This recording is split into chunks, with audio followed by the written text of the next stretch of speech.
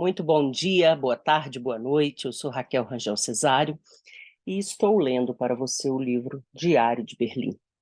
Estamos fazendo uma viagem desde o ano de 1934 até 1941 e hoje saberemos o que William Shirer viveu no dia 22 de janeiro de 1940. Vamos lá. Ainda ontem pude ter uma ideia de como o sistema alemão de transportes, pelo menos no que diz respeito aos transportes de passageiros, foi paralisado pelo rigoroso inverno e pelas exigências militares. Na fronteira alemã, disseram-nos que o expresso ordinário de Berlim deixara de circular. Juntamente com mais 50 passageiros, procurei refugiar-me da nevada no interior da estação de Bentheim, onde tive que esperar várias horas até que os funcionários ferroviários conseguissem organizar um trem local, que, segundo anunciaram, nos transportaria 40 quilômetros dos 400 que nos separam de Berlim.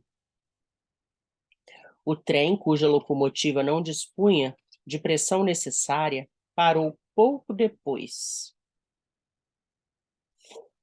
E tivemos que descer em plena neve, com as nossas bagagens às costas, arranjando-nos da melhor forma possível, pois com a guerra não existem carregadores na Alemanha.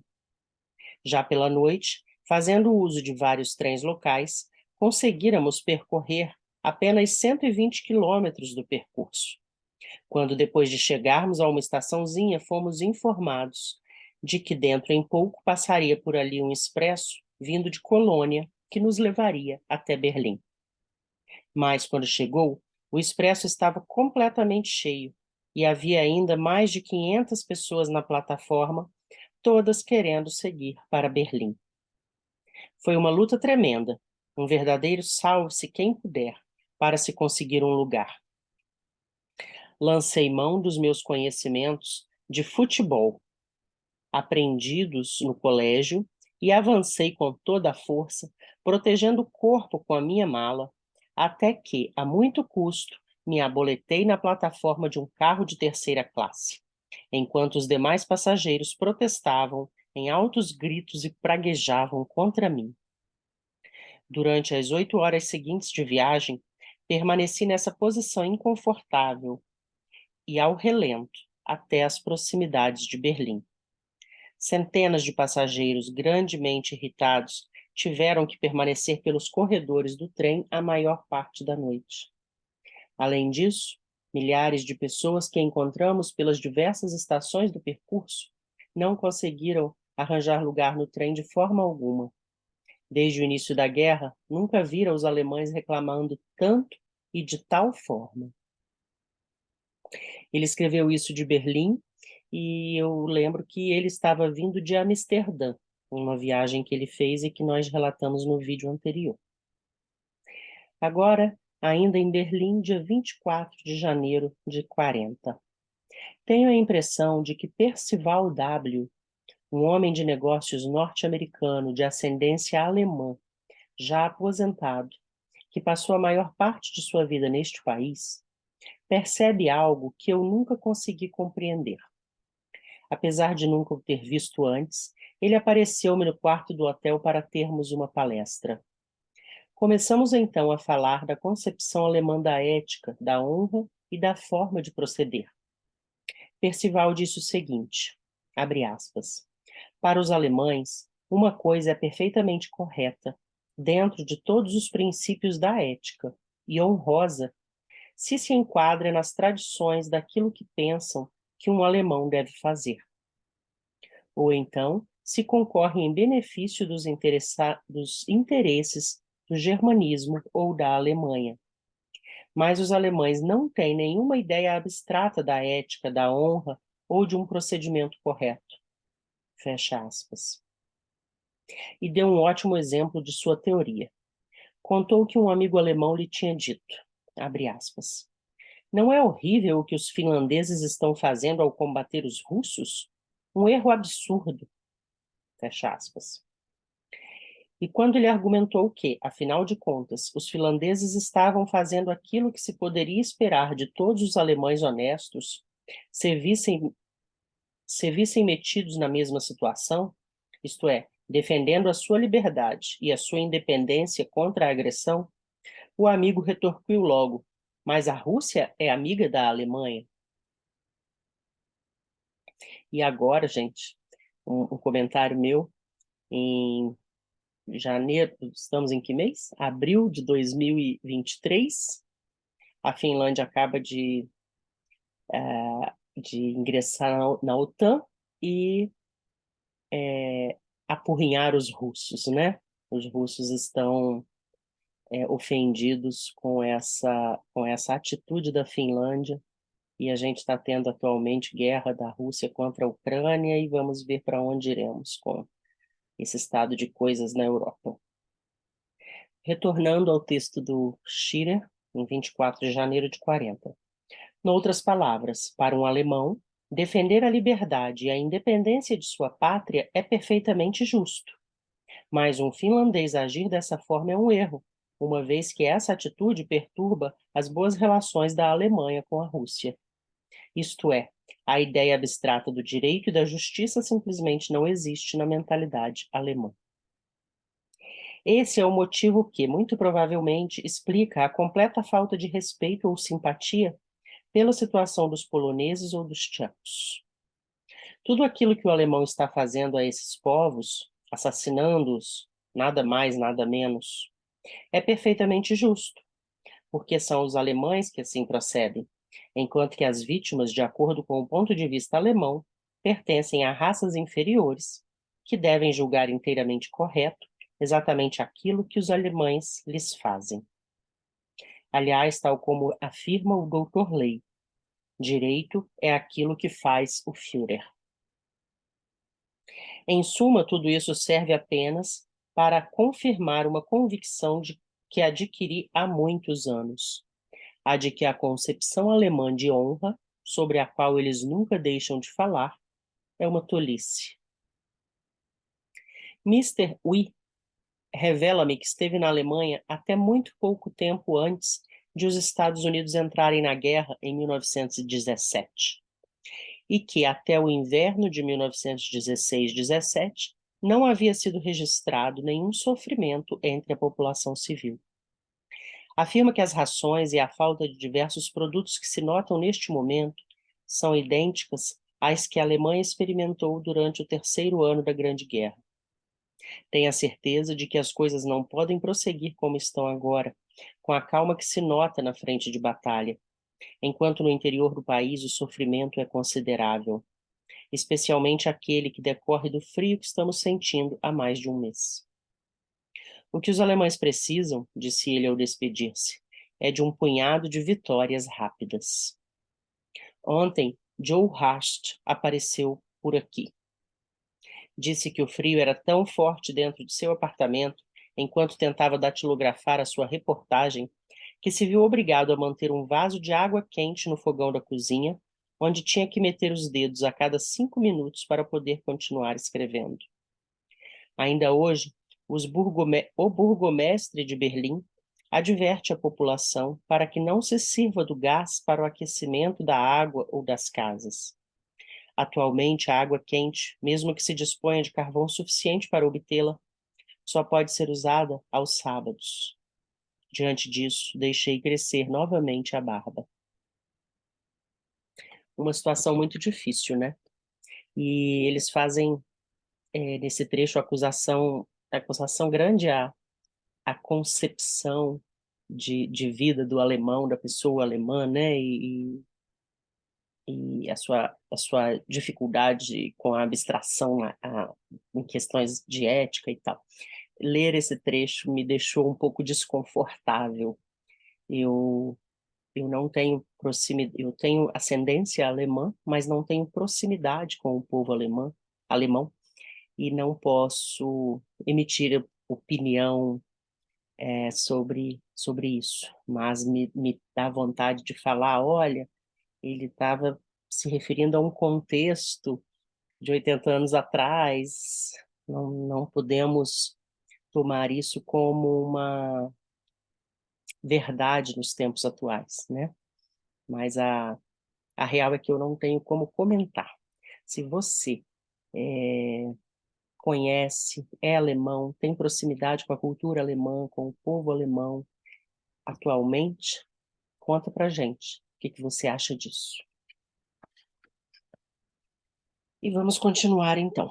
Berlim, 25 de janeiro, à meia-noite. Esta noite jantei no Habel, sozinho. Pedi meia garrafa de Bordeaux Rouge de 1923, que, apesar das reiteradas afirmativas do garçom, não estava nada bom para um vinho dessa idade.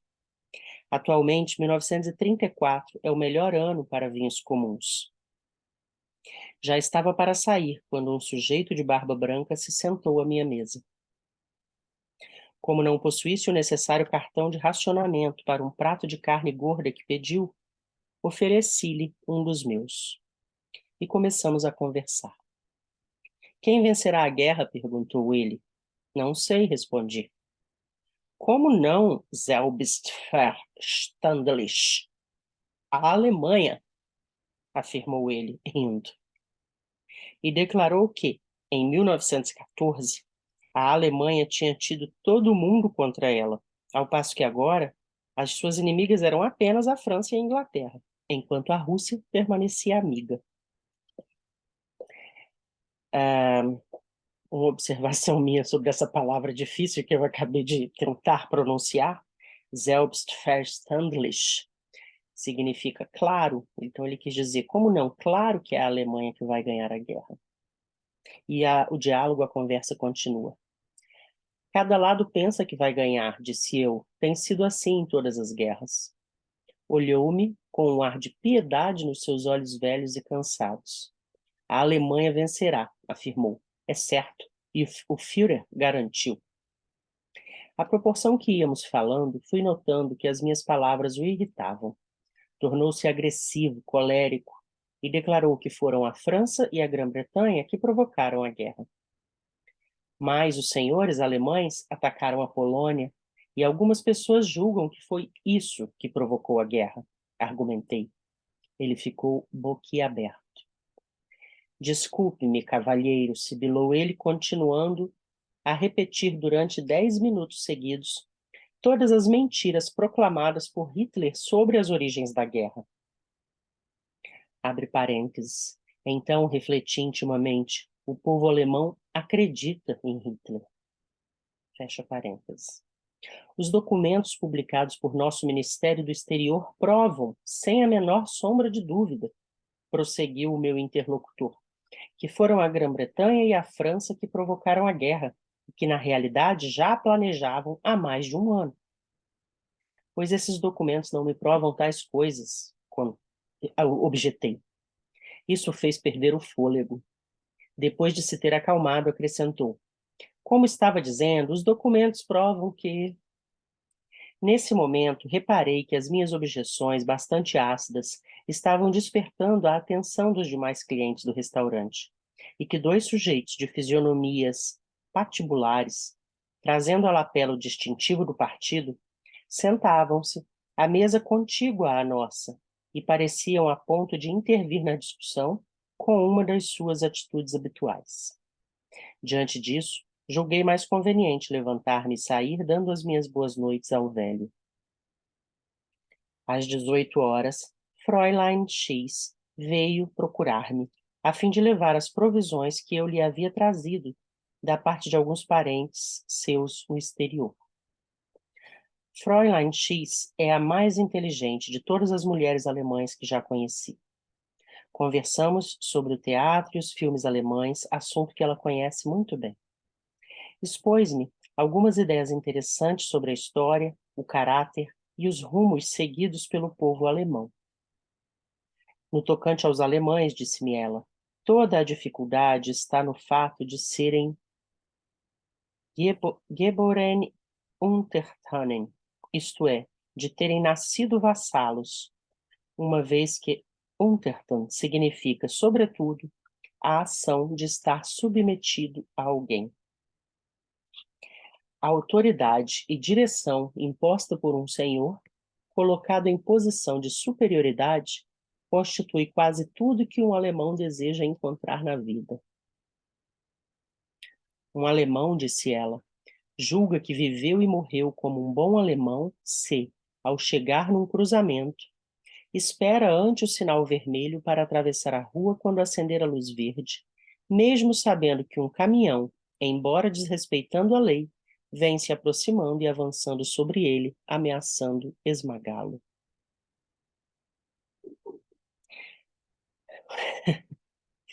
O que mais a irritava, e ela estava magnificamente irritada, era o fato de que essa Alemanha estava arriscando tudo numa guerra que podia acabar de vez com a civilização ocidental, para a qual certos elementos da Alemanha não apenas contribuíram, como também tentaram criar com a cultura alemã. Na sua opinião, o atual regime alemão não dava a menor importância à civilização ocidental, representando somente o elemento bárbaro que sempre pululou sob a superfície, no decorrer de toda a história alemã, e para o qual a vida somente tinha algum sentido quando glorificava a guerra, a força, a conquista, a brutalidade e o esmagamento de um adversário mais fraco, especialmente se fosse um eslavo. E verberou a absoluta falta de senso político do alemão, sua escravização à autoridade e sua recusa covarde de pensar ou agir por si próprio. De acordo com a sua teoria, são os elementos não europeus e contrários à civilização ocidental que detêm hoje o poder na Alemanha. Para Fräulein X, a única forma pela qual a natureza ocidental do alemão podia ser salva era uma outra derrota, até mesmo uma outra paz da Westfália, que em 1648 dividiu a Alemanha em 300 estados separados. Estou inteiramente inclinado a concordar com ela. Pessoal, nós ficamos aqui neste vídeo. Eu confesso para vocês que estou arrepiada. Essa conversa se deu no dia 25 de janeiro de 1940.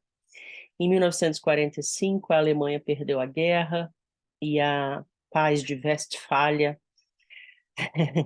ou tal qual a Paz de Westfália, o território alemão foi dividido em duas partes, né?